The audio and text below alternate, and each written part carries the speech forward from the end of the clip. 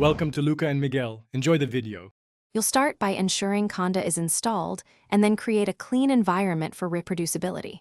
First, run Conda version to confirm. Once confirmed, make the environment with Conda create n-myenv python equals 3. 9y so dependencies don't conflict. After creation, activate it using conda activate myenv. This makes all following installs local to that env.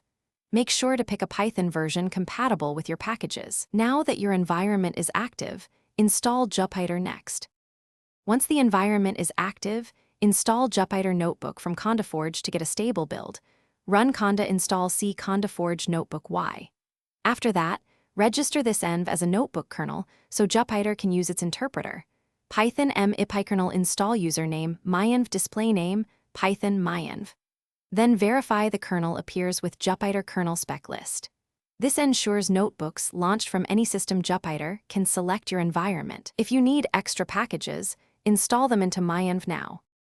To finish, start the interface with Jupyter Notebook or Jupyter Lab while myenv is active. The server will open in your browser. When you open or create a notebook, select kernel right arrow change kernel right arrow Python, myenv, so code runs inside your conda env. If the kernel is missing, reinstall it in the env with Python m ipykernel install username myenv, and ensure conda activate actually pointed to the same Python by checking which Python. That resolves most issues quickly. Thanks for watching and please subscribe. It's the best investment you'll ever make.